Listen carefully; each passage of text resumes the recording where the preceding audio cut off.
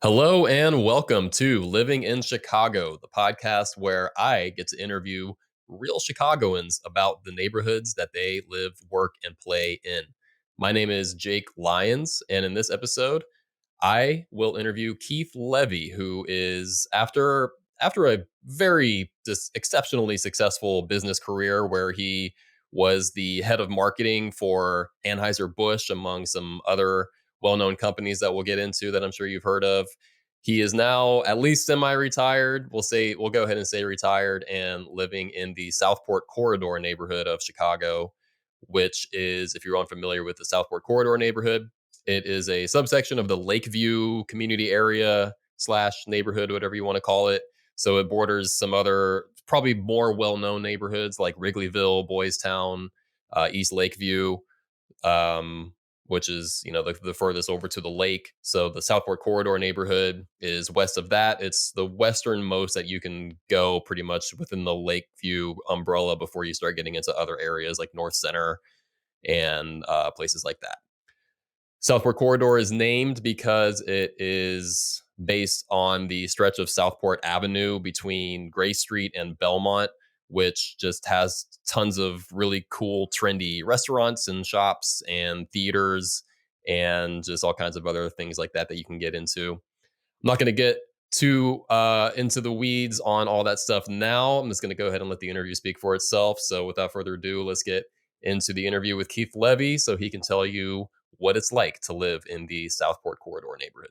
All right, very pleased to have Keith Levy on the show. Keith is among one of the more accomplished business people you could ever meet, having spent a career in various C-suites and boards of some of the biggest, food, beverage, cannabis, even pet food companies out there. Most notably, perhaps serving as the chief of marketing for Anheuser-Busch for a few years. I think you had like $1 billion marketing budget, something like that. Yeah. I mean, just massive stuff. Anheuser-Busch, of course, Budweiser, Bud Light, Stella. Perhaps you've heard of them. Most importantly, though, just a good dude, good solid dude, Keith Levy. Keith, hey man, how's it going? Good, Jake. Thanks. Thanks for that eloquent and very kind introduction. Sure. Yeah, and I don't usually go into like a person's resume to start off with things like that, but I guess I wanted to paint a little bit of a picture here just to say like, all right, like you've done a lot. You can be pretty much anywhere you want. You could live pretty much anywhere you want to live and you in fact do, spend your time in quite a few places. As we talked about beforehand, you're going to be going to your place in Colorado for a little while. You travel a lot, but as far as, wanting to have your home base of all the places, why Chicago, and even more specifically, why the neighborhood you live in, and maybe you can get into that a little bit. Yeah. So we moved to Chicago about 7 years ago from St. Louis, which was a much smaller city, and I think a great place to have a family, but it didn't have sort of like the energy and excitement that Chicago has. So I had an opportunity to move here through a transfer with the same company that I was working for, which was Mars Incorporated at the time. Sort of jumped at the chance because it was just always a city I enjoyed coming to do business in. I always enjoyed eating in restaurants here, the lake, the people. I don't know. I grew up in the Midwest, so I always tend to gravitate toward the Midwestern people. They just have this sort of welcoming, organic, down-to-earth way about them, and I just always fit in better in places like that. I mean, Julie and I, my wife, we lived on the West Coast for 10 years. We grew up in Ohio. We spent 20 some years in St. Louis, and now here for 7 years. And we love it. I don't know. And I've been to probably 45 different countries, and I've been to some of the top tier cities in the world: Dubai, Cape Town, Florence, Barcelona, Moscow, Hong Kong, Beijing, you name it. And I would put Chicago on par with any of those. I mean, I think you can go toe to toe with any of those cities for architectural beauty, diversity, experience, whether that's you're a foodie, you're in sports, you like the lake, you like, it has music, it has a lot to offer, And so we've thoroughly enjoyed our 7 years here, and hoping that that's going to be many more years to come. Yeah. Yeah. And would you consider yourself, you're retired now, mostly retired, Yeah, yeah, retired-ish? Yeah. semi-retired. That'd probably be the best definition. But yeah, I don't go to work every day. Yeah. Okay. Yeah. So Southport Corridor specifically, Mm. how did you land on that? And so when we first moved here, we had a lot of time to find a house. Like I think I accepted the job in like October of 2016, or maybe even before that. I was end of September, and I wasn't really moving here until January of 17. So we took the opportunity to come up a few times and just get to know the neighborhood. So we looked in places like Lincoln Park, in Old Town, in Wicker Park, in Bucktown. And Lakeview. And we even looked a little bit, I'd say, in Gold Coast, but we looked at like 51 homes, believe it or not. There's not that level of inventory out there to choose from probably today, but there Hmm. was in 2016 when we were out there just kicking tires and trying to get the vibe of various neighborhoods. And for whatever reason, we just kept coming back to this kind of Southport corridor area of Lakeview. We liked the sort of proximity to dining, to Wrigley Field, to the lake. There was a kind of a gentrification, I guess, going on here in terms of just a lot of sort of tear down rebuilds. But I also like the fact that there's still like some rental properties, like right next door. We've got a 3 flat rental, and there's just 21, Hmm. 23-year-old young people that live there, and they come and go. But it's been sort of fun to have that element of just age diversification. And there's a lot of young families on the block, a lot of super successful people at very young ages, and Hmm. just a very welcoming place. So anyway, after looking at 51 homes, there I think our top 3 choices were probably within about 4 blocks of each other, all in this area, and we landed on the house that we bought here in Lakeview, and we couldn't be happier with the people, with the neighborhood, with the house itself, and just all the things I described earlier about why we enjoy Chicago. Yeah. Yeah, that is something that's cool about Southport Corridor. Is like, as nice of an area as it is, it's not, because there's definitely some parts of Lincoln Park and the other places you described where it's just kind of like, this is kind of like your millionaires row, and that's Mhm, the vibe, mhm, and mhm. those are the people you're gonna meet. But yeah, there's again, like, as nice as Southport Corridor definitely is, you can experience a lot of different kinds of things, different kinds of people there too. So Yeah, yeah, I that's a agree. good one. What are some of your favorite things that keep you around there, or that you like to get into with Southport Corridor?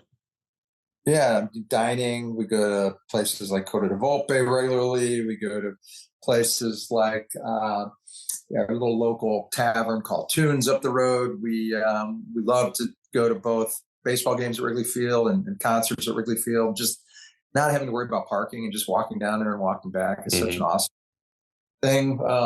We like the dog beach out on the kind of north side of the lake here, not probably maybe about a mile and a half walk from the house here. So we've got a golden retriever that loves to swim and loves to hang out, and that's a fun thing to do. The Music Box Theater we live pretty much right behind, and that's just a kind of a Hmm. cool nostalgic place where before they start the movie, they've got a guy usually under a spotlight live playing an organ, and like there's not many places where you go to anymore that have that level of just nostalgia and just cool factor that's different than just going to an AMC or a Landmark Theater, right? And then For even the sure. little Hmm. live theater that's next door to a Mercury Theater. We've been to several live performances there. We actually had a friend of ours, their son became an actor, moved to Chicago, and he started probably about 3 plays that we've seen there. And that's been fun to watch him because we've known him since he's been about 10 years old. And now to watch him on stage and just, kind of perfecting his craft, if you will.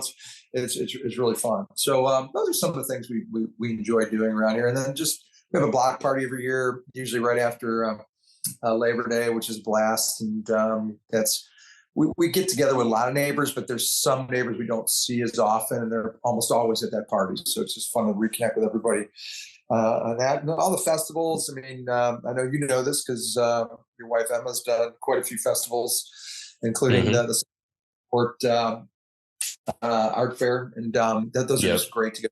Whether it's a taco fest or an art fair, or listen to music, grab something to eat, look at cool, artistic talents that are displayed throughout Yeah. throughout the summer a couple times, which is cool. So we do all that stuff. We try and it's interesting. Like as you know, summertime here is short, but we go after it pretty hard. Oh yeah. So we try and just soak in as much as we can during that time. And I mean, there's no better place than Chicago in the summer. It's just a fantastic place. And where we live here just has a lot to offer in terms of all those things I described. Hmm. Yeah, and to hear you, that's a line that I utter a lot. There's no better place than Chicago in the summer. No city can compete with Chicago in the summer. And I Yeah, think it's nice, it's validating to hear you say that, because I think there's a lot more, I've been to most of the kind of premier American cities, but certainly not, worldwide or anything. So there's a little bit more authority to it when you say it. yeah. Well, yeah. I mean, we've lived in LA, we lived in St. Louis, I lived in San Diego, and those are all great places. But I Oh would yeah. say Chicago just has a little bit more to offer, and in a more kind of relaxed, inviting way, particularly than the West Coast. I found the West Coast to be beautiful geographically with the ocean, the mountains, and just the weather, of course, just year round.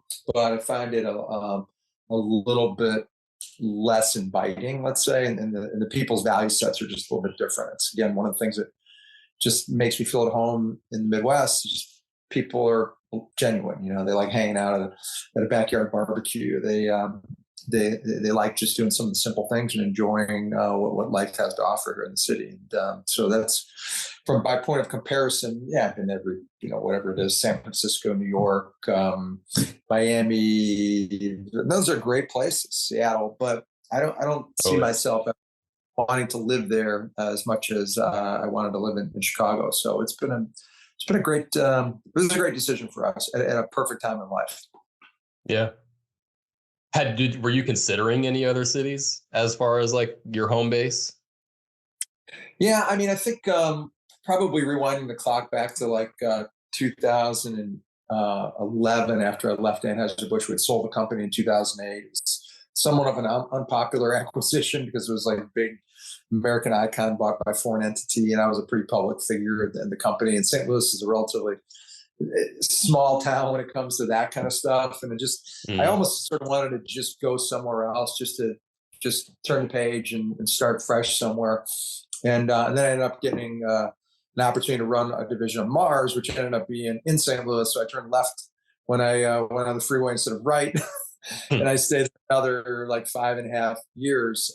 So I was really looking to go somewhere else. I'd say there places I was considering at the time were Atlanta. I think it was back to California. There was an opportunity in Columbus, Ohio. I grew up in Cleveland, Ohio, so that was familiar territory to me. There were opportunities in New York. Long Island was another one. And I'm glad none of those actually ended up being the right opportunity for me at the time, because I probably wouldn't have made it here for if you know how it goes. Sometimes it's like you make a decision and you end up your life ends up going in a different direction than it ends up going had you done something different. And so I'm happy about that. But yeah, I've always, it's interesting because Julie is very much kind of reluctant to change. And I would have moved like every 3 or 4 years just to see somewhere new, to just Hmm. experiment and say, okay, where do I want to be long term? And I'd say that the one regret in my career was I had a couple opportunities to live abroad, one in London, Mm. a couple in Asia, and never did that just out of respect for what she could sort of handle. And but Hmm. but yeah, but I mean, just thinking about all those different places, I could probably live in all of them, but I don't know if I'd enjoy them or they have as much to offer as Chicago does. Yeah. So you just packed the bags and came up 55 That's it. Yeah, from yeah. We're St. not very Louis. far. Yeah. 5 hours Yeah. in car. That's about it. Yeah, or a very quick flight. So that's interesting that your Wrigley time was also in St. Louis, because I was picturing that, because there is a pretty big Wrigley presence here in Chicago, right? That big place there on the river on Goose Island, in Goose Island. Yeah, yeah, that's where I worked when I came here. So yeah, it was Okay. actually in St. Louis. It was Royal Canin, which is a pet food division of Mars. So they didn't really have a Wrigley presence in St. Louis. And Wrigley was Hmm. a Mars family acquisition in 2008. And they always wanted to merge it with their chocolate company to make one, the world's largest confectionery business. But they borrowed, several $billions to buy the company, and Warren Buffett owned about $3 billion of the remaining debt. And so we bought him out in October of 16, and then that was part of my role, was to help merge those two companies when we came here, and we could do that once we got out from underneath the debt. We could have done it before, but because he owned a percentage of the business, if you brought the chocolate business into the gum and fruity confection business, then you de facto be giving him a percentage of that, which the family didn't want to do. So buy him out, have the ability to merge the companies. And so, yeah, I worked on Goose Island. That's another reason I think we chose Lakeview, was it wasn't too far from there. Like, I rode my bike to work every day. Kind of Hmm. before e-bikes, I guess, were as popular as they were. I Hmm. just I just enjoyed that ride, every morning and evening, with the exception when it started snowing. Then I would probably take the red line down to Clybourne stop, and then walk a couple blocks over. But yeah, that was another Hmm. reason. Sort of the proximity to where I was going to be working at the time, and not too far, maybe about, I don't know, 3.5, 4 miles, something like that. Yeah. Is that all? Yeah, I guess that is all. Yeah, I guess I think of everything in terms of just how long it takes by car, and I was like, that seems like kind of a long way from Southport Corridor to where that Mars building is. But yeah, when you put it, it really is only a couple miles. So I'll bet Yeah, you probably got there quicker on bike than you would by 100%. driving. Yeah, yeah, like Yeah. straight up routine, uh, left on what would that be, over the Clybourne, and then kind of snake my way around it. There's a little bridge on the other side that goes over the river and comes right to the back door of the Mars Wrigley building there. So yeah, I was definitely, I would drive every now and then, kind of a handful of times. I guess I could probably count it that I drove, but I definitely got there faster on my bike than I would in the car. Yeah. Yeah, and I'll ask this real quick, just because I don't know, if somebody doesn't know a lot about Chicago, all they know is the headlines they read and things like that. I'll just go ahead and ask, like, what's been your experience of your neighborhood, the Southport Corridor, and just Chicago in general from a safety standpoint? Yeah, I mean, look, I mean, we live in a big city. There's 8.5 million people, I think, in the greater Chicago area, and typically what ends up Hmm. happening, at that level of population, is you're going to have big city problems, and I think Chicago definitely has that. I mean, in some respects, I feel a little bit insulated here where we're at. We have a great neighborhood, and people look out for one another, but stuff does happen, So you have to have your urban armor on, particularly late at night if you're out. I think you have to be smart about locking your doors. I unfortunately left my garage door open a couple times and lost a few bicycles, Mm. which fell prey to just people in the alleys looking for opportunities like that. And I gave them an opportunity. But in general, I mean, I grew up in a city in Cleveland, so I kind of know when to put the urban armor on when I have to, and be aware of my surroundings. And I think Chicago is no different than any other big city, where there's going to be that element. And as safe as you might feel in a place like Lakeview, or even if you go out to the suburbs, in a place like Wheaton or Glencoe, there are going to be problems. I mean, it's just Hmm. it goes with the territory. But I don't. But yeah, I think the headlines definitely sort of sensationalize it more than it really is, in terms of what real life is like here. Certainly it's concentrated in the South and Southwest, but it does creep into the places like Lincoln Park and Lakeview, and Gold Coast occasionally, because I think the criminals know that people around there are probably well off, and sometimes a little bit comfortable, and unfortunately they take advantage of that. And I think over the years, I think the city of Chicago has kind of ebbed and flowed in terms of where the crime rate has gone, and during COVID, with a lot of sort of the unrest we had in the city, was difficult for Chicago, and probably we had increased crime levels. But I was reading something today, like just in general, not just in the Chicago area, but nationwide, like homicides are down. And I think some of those things, you need to be aware of. And I think our city politics definitely needs to have a stronger just stance against crime. Quite frankly, I think it's very, very difficult for a police officer to do their job Hmm. effectively here sometimes with the restrictions they have on them. But I'm hopeful that will happen as time goes on here. It's just it's too great a city to allow an element of crime to take over, and I think people are smart enough to know that in leadership positions. And we as citizens have to encourage them to continue to do things that both protect us and provide for us, and just keep this city a great city and a top tier global city. Well said. When are you going to run? You got my vote. Never. That's not your idea of retirement. No, I don't like. Politics is definitely for somebody else. It's interesting. It's like even one of the things that I'm really glad I'm out of the corporate world, because there's a pretty high degree of politics and bureaucracy when you get in very large Oh yeah. companies. And certainly politics is fraught with that. So yeah, that's something I like to leave behind now. Yeah. I haven't had a chance to get into this with any of my previous guests yet, and I look forward to getting into this with you just so I can really see your face light up. Okay. How would you describe the Chicago boating scene? Oh boy, yeah. Now, see, there you go. Now you're speaking my language here, Jay. So yeah, we have a boat on Lake Michigan down in Burnham Harbor, and we love it. I mean, I did a ownership group with Pinnacle Group a few years ago, and just got the bug. And then right after that, we bought our own boat. This will be our third season coming up on the boat that we have now, and it's awesome. We have good friends down there that we spend a lot of time at the harbor with. We took a 3-week, 800 nautical mile trip with another couple on their boat all across Lake Michigan. It's a spectacular boating lake. I mean, the view from the water when you're out there and you're seeing that city light up at night is just incredible. Some of the just the action on the river, going through the locks and having dinner at RPM Seafood, coming back and fireworks on a Wednesday or Saturday. It's incredible. I mean, the lake is chilly, but when you get into, like, I'd say the mid part of July through sort of the beginning of September, it's actually kind of refreshing to swim around in there, anchor the boat, swim, Oh have a yeah. party.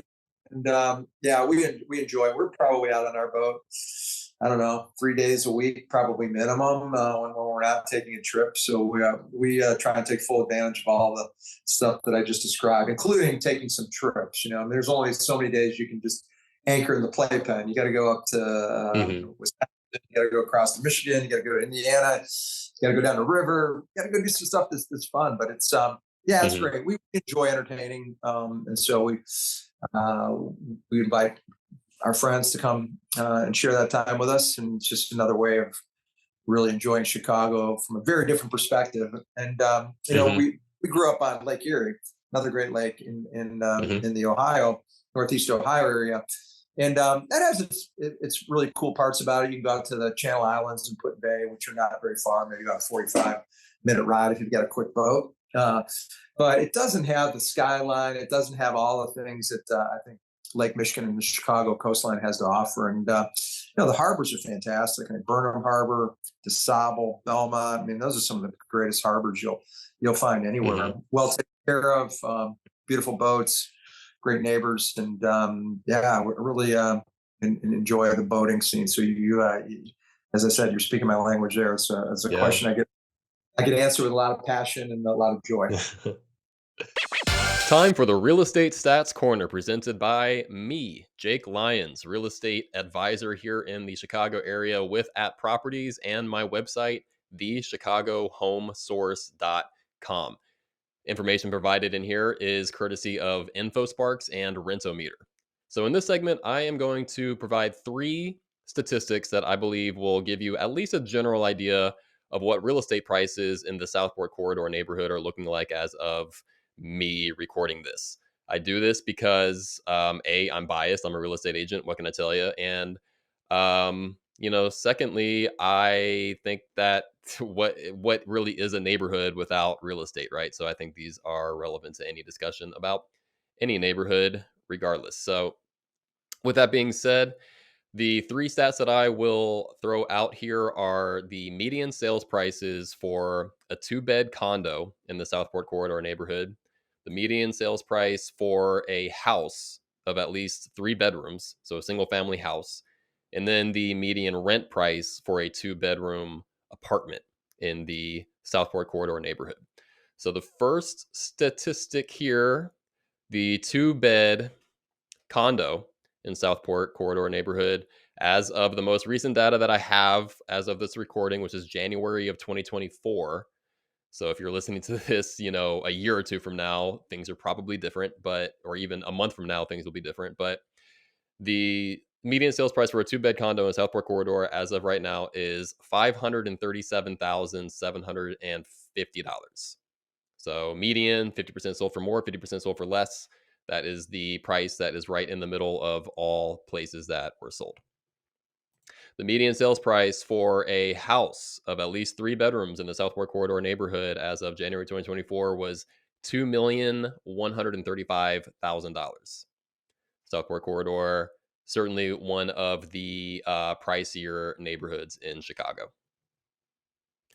And the median rent price for a two-bedroom apartment in the Southport Corridor neighborhood is coming in at $2,350, $2,350. And so there you have it. There is just a quick snapshot of what real estate is looking like in the Southport Corridor neighborhood. Obviously, there's a whole lot more to this, lots more variables than just median sales price. We can get into the weeds on that. But for now, if you want to explore more about the Southport Corridor neighborhood and what's for sale, or really anywhere in the Chicago area, Chicagoland area, you can visit thechicagohomesource.com. And that is also available in the show notes of this episode. Yeah, like when I'm coming back home to Chicago from wherever I'm coming back from, usually it's Indianapolis. There's always that little dopamine hit that I get when I see the skyline for the first time. I start seeing the skyline come kind of over the horizon, and it's always like that. This never gets old.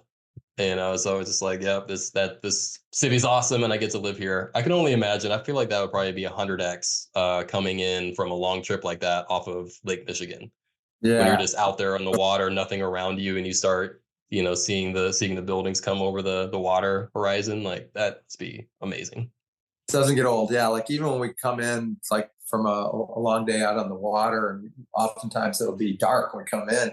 Just pulling Yeah, into even Burke better. Harbor and heading north and seeing that just spectacular skyline in front of you, and then docking the boat. We always dock it with the stern in, so we could sit on the bow and just look at the skyline of the city. And yeah, it's spectacular. I really love it.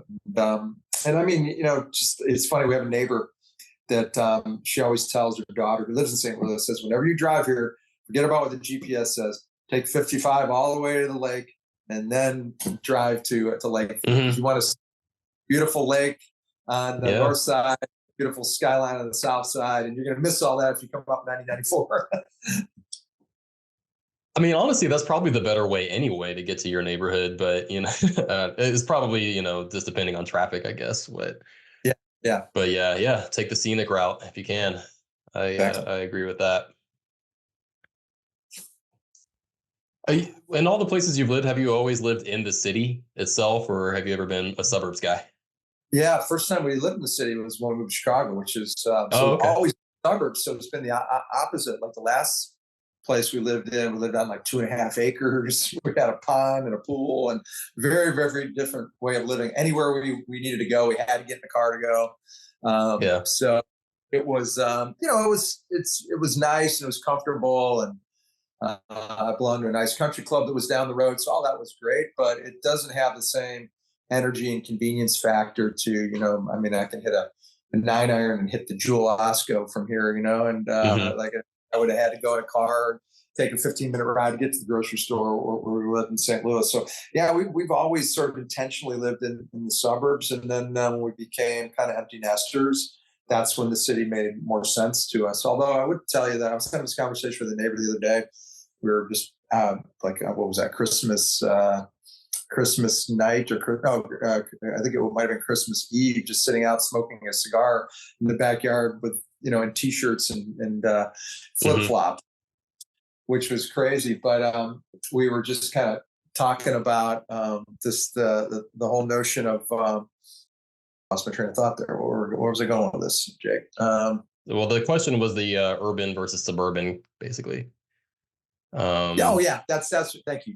So what we were talking about, he's got little kids, and you know, I was saying, do you ever get pressure from your wife to move to the suburbs? And he's like, yeah, but I mean, we've sort of decided between the two of us that it's a very intentional choice to live in the city and raise children, because they have an opportunity to both see kind of the good and the bad that the city can have, and just it teaches them to be, again, like some of the stuff we talked about when we were talking about crime, just aware of your surroundings, knowing that you have to be just alert when you feel like you need to be alert. Versus, I think sometimes when you raise children in the suburbs, you get this very false sense of security that is the world. And then you take yeah. a trip to New York City and get on a subway and you go, oh, this is very different than where I grew up. Or you go to, the Hmm. Mission District in San Francisco and you say, oh, this is very different than where I grew up. And in actuality, more of the population is probably going to be in those types of places than it is in places where these families may have chosen to raise their families. But so I think I mean, in my opinion, a good choice, but a bold choice to be Hmm. intentional about your family in an urban environment. But so we didn't make that bold choice. We chose the suburbs for many years. But as soon as we felt like we didn't have to live in the suburbs, we wanted to give the city a try. And quite frankly, Jake, we weren't even sure, we were going to like it. We didn't know, because you just never done it before. And what we discovered very quickly was how much we did like it. Hmm. And probably it'd be hard to go back to a more suburban environment. And even we don't hardly drive. When I ride my bike, I walk, I take the trains. There's a few places that we drive the car. They're a little less convenient. One is the harbor, because we're always loading up with a bunch of stuff. Hmm. The other is a church in the West Loop, which is a little bit less of a convenient location for a train. And then anytime we need to go sort of out to the burbs to see friends, that'd be about it. The rest of that, we become those city dwellers that go, we're gonna stay in this like kind of 10-mile radius. Hmm. Yeah, I mean, it's more dynamic. It's probably, I would assume, more interesting. I mean, I grew up in Indianapolis, in the city of Indianapolis, but Indianapolis is basically a big suburb, like Yeah, for all yeah, intents and purposes. It has the downtown, but I went down there for like Pacers games, and that was about it. yeah. So pretty much a suburban existence. And yeah, I mean, I don't know. I definitely have a lot of it would be tough to have that decision, like to your point earlier of like, okay, how do you like, it would be tough to look at the suburb life, especially like raising kids, and like, you pretty much have like damn near guaranteed comfort, good schools, like safety. All these Mm-hmm. things are just baked into your existence, in a way that, not to say that it's, 100%, but you're closer to that than you are with just more variables in the urban setting. But yeah, it's like, is that really what you want? Is that really what's going to benefit you the most in the long term? Um, what kind of education are you really kind of, I don't know, starting to trail off my mindset on that, starting to trail off a little bit, but you know where I'm going with that though. Like Yeah, no, I it's totally get it. I totally get it. And it is yeah, I mean, I think the schools are probably going to be better out there choices. I mean, like a lot of the families on our block, there's a couple that send their kids to CPS, but you got, I'd say the majority of them have chosen the private route for whatever reason. I think part of it is just the quality of education. Some of it is maybe religious, whether they're Jewish or they're going to Catholic school. But I think Mhm. that's something that's probably more of a real difficult decision for people that have said, okay, if I'm going to live in the city, I have to have the means to be able to do that. Unless, Yeah. where we're at here, I mean, Blaine is, I guess that's what, kindergarten through eighth grade. I think Hmm. it's a pretty good school. It's probably one of the better ones in Chicago. So if you are going to live in the city, go to public schools, that's probably one you might choose. But I'd say that not every neighborhood has that opportunity. So that's one of the Right. things I think people have to decide. And but we don't. It doesn't really have any bearing for us any longer. Yeah, Blaine is definitely a big time magnet for that area. Like just in my role as a real estate agent, I've helped quite a few people, who are raising little kids, and that's always like, oh, Blaine, yeah, let's move there. It's Yeah, definitely a yeah, big attraction for that neighborhood for sure. Yeah, I mean, I think K through 8 is a little easier, right? And then once you start getting into high school, that's when it turns into like a lottery system, and it's yeah, a whole ordeal from what I understand. So yeah. grateful I think that I, we're nowhere near having to experience that yet on my end, but sure the we'll ways. maybe get there at some point. What's the most surprising thing that you've learned about your neighborhood and Chicago Mm, since you moved here? that's a good question. In some respects, I felt like Chicago would be a later night town, you know, Hmm. um, but Mm-hmm. I find like places do close relatively, that's in the eye of the beholder, but relatively early, versus in New York, where, people don't go out to dinner until 8 or 8:30. People will be, Mm-hmm. they're out at 6 or 7 o'clock here. And those places, they're going to be closing by 10. Yeah. In a lot of cases. So that surprised me, and I don't. I guess I sort of assumed that it was more like a New York in that respect, but it's not a huge deal. It's a good one. But that surprised me. Yeah, that's a good one. What's a common misconception? And we've touched on one. I get probably the most obvious one is this the crime headlines, boogeyman, all that kind of stuff. But Yeah, maybe one that is a little beneath the surface of that. yeah. I'd say uh, because it's a big city and people may compare it to something like New York. I think they feel like Chicago is probably a dirty city, and I find it to be very clean. Oh yeah. Number one. And then secondly, I think the use of green space here is really really well done, and those are things that are probably people wouldn't realize how well done and how well kept the city is until you actually come here and spend more time or decide to live here. But yeah, the crime is the other thing. I think probably people think that you have to leave your house in a bulletproof vest Hmm. if you're pay attention to what you read. And but yeah, I mean, I think unfortunately or fortunately, it's concentrated in some areas, and that's where the overwhelming Right. one of those statistics would be. Sorry, I feel like I cut you off there. No, that's it. Yeah, I think Okay. that would be. I think just cleanliness and use of green space, and I think I also learned, I guess, on one of those double decker bus trips one time, like all the different gifts from the various countries, whether it be statues and in the various downtown parks or some of those things are. It has like this global significance where leaders, and probably some of that dates back to the World's Fair in like 1893 or something. But I think that tradition continued on. So I think the architectural crews and those bus tours are really a wealth of information about the history of Chicago, and a lot of that's pleasantly surprising for me, and just things that I didn't know, having not lived here and having not done those things before. But those are Hmm. recommendations for anybody that I know that comes to visit or family. Like, hey, you should go do that and learn more about this great city, because they do a really good job of showcasing it and shining light on it.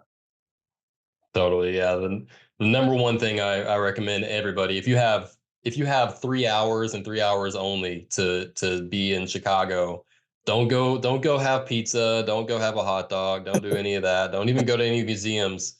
Do the architecture tour. Yeah, yeah. Do the riverboat architecture tour. Yeah, I think I would concur with that. that reco for sure. Yeah. Yeah. The architecture here, the history of the city is just endlessly fascinating. There's Mm-hmm. so much cool stuff about it. And I Great. mean, it's not all good. It's not all good. There's a lot of, a lot of the history is related to, mob and, all that kind of stuff too. But even that stuff is like, it's at least, it's all interesting.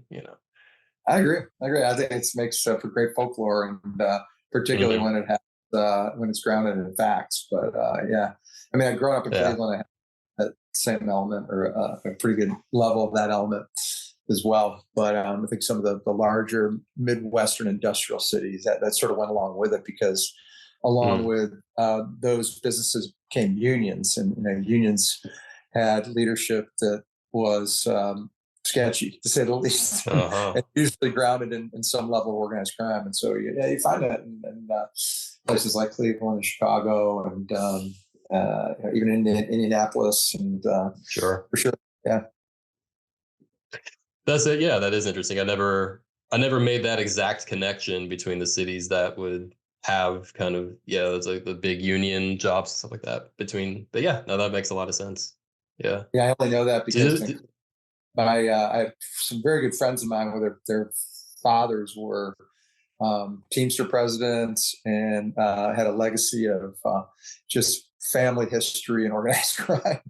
And so yeah. I learned a lot about just how all that stuff worked, and the reality of it. Even when I was a kid, like there's actually a movie about it called "Killed the Irishman," where a guy named Danny Green, he was blown up in a car bomb, like probably about a mile from my house. I heard the explosion, and Hmm. so I probably know more than I should about the organized crime and unions in Hmm.